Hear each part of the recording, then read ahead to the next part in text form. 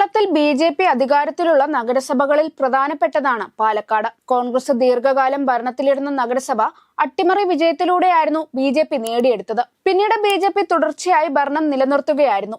ഇപ്പോഴിതാ ബി.ജെ.പിയുടെ ആഭ്യന്തര കലഹം നഗരസഭാ ഭരണം കോൺഗ്രസിന്റെ കൈകളിലേക്ക് നൽകുന്ന സ്ഥിതിയാണ്. പുതിയ ജില്ലാ പ്രസിഡന്റിനെ ചൊല്ലിയാണ് ഇപ്പോൾ ബി.ജെ.പിയിൽ പൊട്ടിത്തെറി. യുവമോർച്ച ജില്ലാ പ്രസിഡന്റ് പ്രശാന്ത് ശിവനെ പാലക്കാട് ബി.ജെ.പി. ജില്ലാ പ്രസിഡന്റ് ആക്കുന്നതിനെതിരെയാണ് മുതിർന്ന നേതാക്കൾ അടക്കമുള്ളവർ പ്രതിഷേധവുമായി രംഗത്തെത്തിയത്. തീരുമാനത്തിൽ പ്രതിഷേധിച്ച് ബി.ജെ.പി. ഭരിക്കുന്ന പാലക്കാട് നഗരസഭയിലെ 9 പാർട്ടി കൗൺസിലർമാർ രാജിക്കൊരുങ്ങുന്നുവെന്നാണ് സൂചന. വിവിധ കൗൺസിലർമാർ രാജിവെക്കുകയാണെങ്കിൽ പാലക്കാട് നഗരസഭ ഭരണം ബി.ജെ.പിക്ക് നഷ്ടപ്പെടുന്ന സ്ഥിതിയുണ്ടാകും. പ്രശാന്ത് ശിവനെ പാലക്കാട് ജില്ലാ അധ്യക്ഷനാക്കാനുള്ള തീരുമാനവുമായി മുന്നോട്ടു പോകാനാണ് നേതൃത്വം തീരുമാനിക്കുന്നതെങ്കിൽ 9 കൗൺസിലർമാർ പാർട്ടിയിൽ രാജിക്കത്ത് നൽകിയേക്കും. ചാനൽ ചർച്ചകളിലെ സജീവ സാന്നിധ്യമാണ് യുവനേതാവ് കൂടിയായ പ്രശാന്ത് ശിവൻ. കഴിഞ്ഞ പാലക്കാട് ഉപതെരഞ്ഞെടുപ്പ് സമയത്തും ബി.ജെ.പിയെ മുന്നിൽ നിന്ന് നയിച്ച പ്രധാനിയായിരുന്നു അദ്ദേഹം. നിലവിൽ യുവമോർച്ച ജില്ലാ പ്രസിഡന്റായ പ്രശാന്ത് ഒട്ടേറെ സമരങ്ങളിലൂടെ സംസ്ഥാന രാഷ്ട്രീയത്തിൽ തന്നെ ശ്രദ്ധിക്കപ്പെടുന്ന ബി.ജെ.പി. നേതാവാണ്.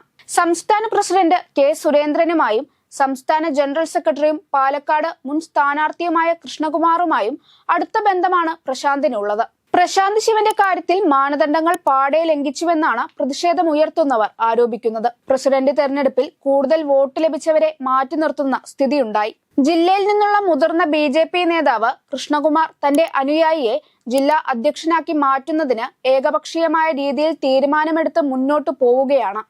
ഇത് അംഗീകരിക്കാനാകില്ലെന്നും നേതാക്കൾ പറയുന്നു. ഒരു കാരണവശാലും ബി.ജെ.പി. വിടില്ലെങ്കിലും ജില്ലാ അധ്യക്ഷന്റെ കാര്യത്തിൽ എടുത്ത തീരുമാനത്തിൽ ഉറച്ചു നിൽക്കുമെന്നും ബി.ജെ.പി. ദേശീയ കൗൺസിൽ അംഗം എൻ ശിവരാജൻ പറയുന്നു. കഴിഞ്ഞ ഉപതെരഞ്ഞെടുപ്പ് സമയത്ത് കൃഷ്ണകുമാറിനെതിരെ ശിവരാജൻ കടുത്ത രീതിയിൽ വിമർശനങ്ങൾ ഉന്നയിച്ചിരുന്നു. തെരഞ്ഞെടുപ്പ് പരാജയത്തിന് ശേഷവും സ്ഥാനാർത്ഥി നിർണയത്തിലെ പാളിച്ചയും അദ്ദേഹം തുറന്നടിച്ചിരുന്നു. വിമത യോഗത്തിൽ നഗരസഭാ ചെയർപേഴ്സൺ പ്രമീള ശശിധരനും പങ്കെടുത്തിരുന്നു. ഞങ്ങൾ വിമത പക്ഷമല്ല, ഔദ്യോഗിക പക്ഷമാണെന്നായിരുന്നു പ്രമീള വ്യക്തമാക്കിയത്. ബി.ജെ.പി. പ്രസിഡന്റ് തെരഞ്ഞെടുപ്പുമായി ബന്ധപ്പെട്ടായിരുന്നു യോഗമെന്നും അവർ വ്യക്തമാക്കി. എന്നാൽ പുതിയ ജില്ലാ പ്രസിഡന്റിനെ തെരഞ്ഞെടുക്കുന്നതിൽ മാനദണ്ഡ ലംഘനം ഉണ്ടായിട്ടില്ലെന്നാണ് നിലവിലെ അധ്യക്ഷൻ കെ.എം. ഹരിദാസ് പറയുന്നത്. നേതൃത്വത്തോട് കലഹം പ്രഖ്യാപിച്ച ബി.ജെ.പി. കൗൺസിലർമാരെ തങ്ങളുടെ പാളയത്തിലേക്ക് എത്തിക്കാനുള്ള ശ്രമം കോൺഗ്രസ് ആരംഭിച്ചിട്ടുണ്ട്. പാലക്കാട് നിയമസഭാ തെരഞ്ഞെടുപ്പ് സമയത്ത് ബി.ജെ.പി. വിട്ടെത്തിയ സന്ദീപ് വാര്യർ വഴിയാണ് അവരുടെ നീക്കം. സന്ദീപ് വാര്യർ എൻ ശിവരാജ് അടക്കമുള്ളവരുമായി സംസാരിച്ചിട്ടുണ്ട്. 52 അംഗ ഭരണസമിതിയിൽ ബി.ജെ.പിക്ക് 28 അംഗങ്ങളാണ് ഉള്ളത്.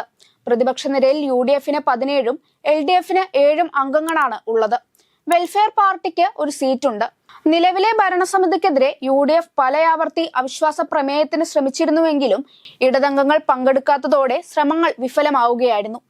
9 അംഗങ്ങൾ ബി.ജെ.പി. വിട്ട് കോൺഗ്രസിലേക്ക് എത്തുന്നതോടെ ഇടത് പിന്തുണ ലഭിച്ചില്ലെങ്കിലും പാലക്കാട് നഗരസഭ കോൺഗ്രസിന്റെ കൈകളിൽ എളുപ്പത്തിൽ ലഭിക്കുക തന്നെ ചെയ്യും.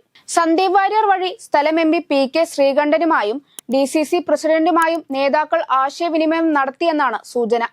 കെ സുരേന്ദ്രൻ മാറുമോ ഇല്ലയോ എന്ന ചർച്ചകൾ നടക്കുമ്പോൾ പാലക്കാട് നഗരസഭ കൈവിട്ടുപോയാൽ അത് സുരേന്ദ്രനും ബി.ജെ.പി. സംസ്ഥാന നേതൃത്വത്തിനും കടുത്ത പ്രഹരമാകും.